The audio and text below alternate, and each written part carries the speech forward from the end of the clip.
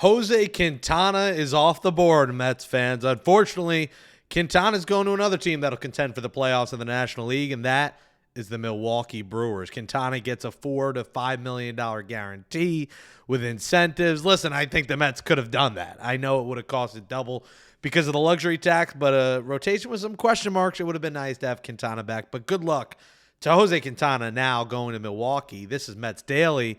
It's Monday, March 3rd. The month of March is here, which means we're one step closer to opening day in Houston in just 24 days. On March 27th, the Mets and the Astros kick off in H-Town, and we're almost there. I'm your host, Jake Brown. Make sure you smash that thumbs up right now. If you're watching this on YouTube, we appreciate the support. Subscribe. Keep sharing the channel. Subscribing to the channel below. It's free. It's easy. And you can follow me on all social media at Jake Brown Radio. Well, speaking of the starting rotation, two of the mainstays at the top of the rotation made their spring debuts. That's why this show is dropping a little bit later than we normally drop, because I wanted to make sure all was good there.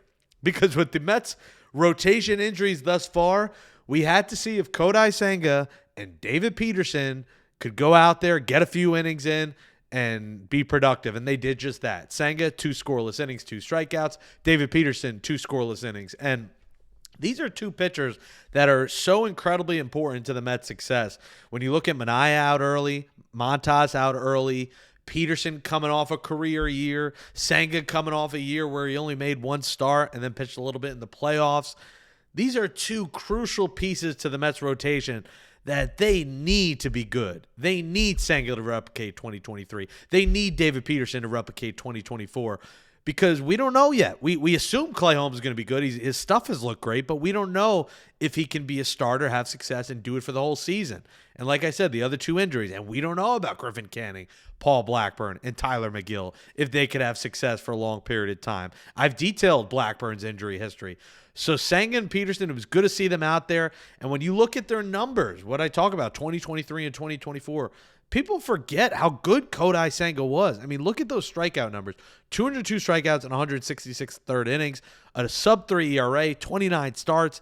He was a mainstay in that rotation in 2023. Obviously, the Mets weren't very good, but on a bad Mets team, he was elite. He was the ace of that team. And then you look at David Peterson last year, you know, his career high in starts, career high ERA, career high innings pitched. Like, he put up remarkable numbers, and he's not a strikeout guy, but those were all career highs. When you talk about a record of 10-3, an ERA of 2.9, 21 starts. He also made 21 starts in 2023, so tied for a career high. But this was a guy who went out there and balled, and he came off hip surgery. Remember, we talk about the injuries and A.J. Minger coming off hip surgery.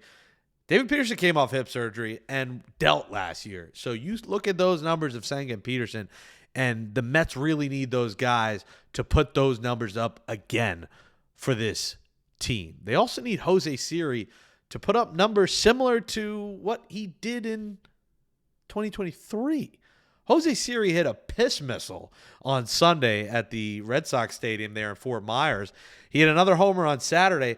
Jose Siri is someone to watch out for these New York Mets, because this is a guy that the Mets are hoping can really be it in center field. They want him to be a stud and hit piss missiles and hit homers and play elite defense. Because when you look here at the numbers of Jose Siri, and hey Siri, who are you? 2023, 25 homers. That is what you would love to get out of the bottom of your order where you're expecting to hit. You're probably expecting to hit maybe 9th, maybe 8th, maybe 7th. We don't know what Carlos Mendoza is going to do 7 through 9, but he's going to be in one of those last 3 slots. And this is a guy who could steal bases. This is a guy who hit homers, who could drive and runs. But last year you saw his average really take a dip. Like, the Mets can't afford to play this guy over 100 games if he's going to hit 187. If he hits 222, he's got an OBP around 280, he hits you 25 and he drives in 65 and he steals 20 bags and plays Gold Glove defense, you'll sign up for that Jose Siri. But which Siri are you going to get? We know his explosiveness. We know his aura. We know his energy. But the Mets need to figure out which one of these guys you're going to get, because that's a Jekyll and Hyde story, those 2 seasons.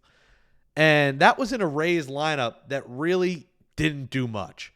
So you automatically expect him to be better when he's in a Mets lineup that is light years better than what the Rays put out there last year. So the Mets hope that having, McNeil hit a lot behind him, or having Alvarez hit homers ahead of him, and having Nimmo get on ahead of him, they hope that those things in this lineup, A to B, it's a domino effect, are going to make Jose Siri better.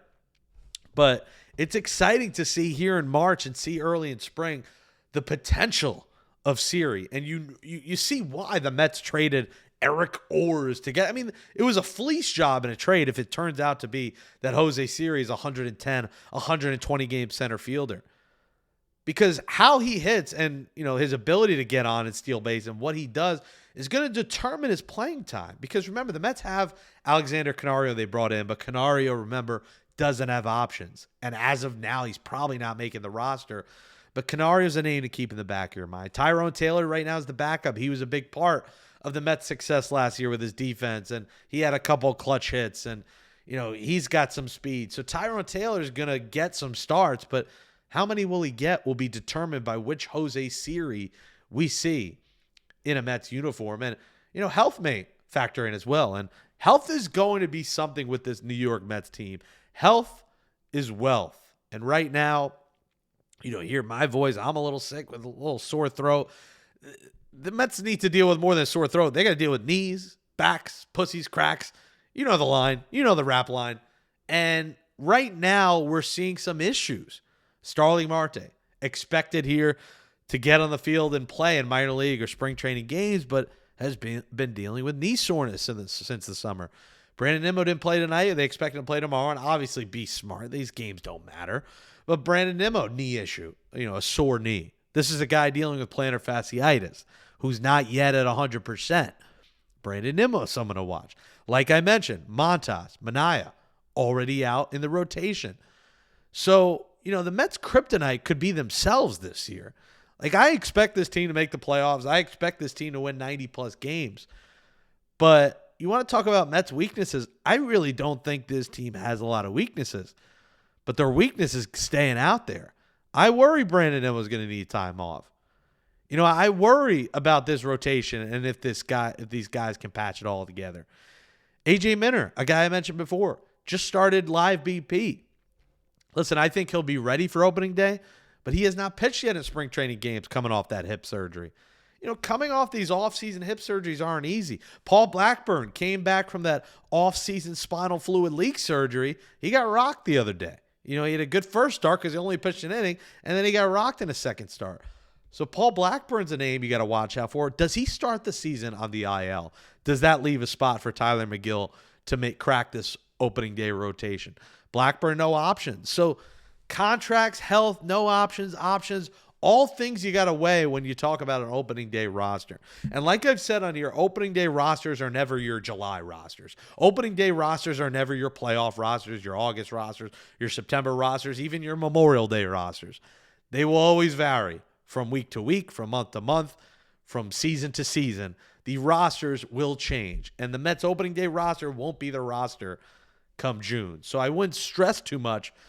But, these are things to monitor with the health, and you almost want to bubble wrap some of these guys. Like, you almost want to bubble wrap Kodai Senga after his 2 innings. All right, he's good. Let's get him ready for opening day. Like, you just don't want them to fall. Like, even tonight, Kodai Senga going to cover first base. You're stressed because you remember when he went to go after the pop-up and, hurt his calf in July in that one start, the night I was holding the OMG sign. So, I don't think this is a slight. I know people comment, oh, the medical staff sucks. This guy, something's just happened. It's life. You go outside, you could tear an ACL. You could fall over.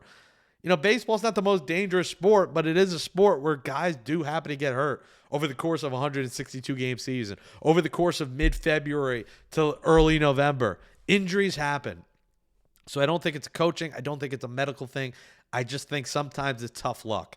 And if the Mets could battle tough luck and battle through this and come out healthy and enter the summer with, all hands on deck and get into the last couple of months with everyone healthy, they'll be in good hands.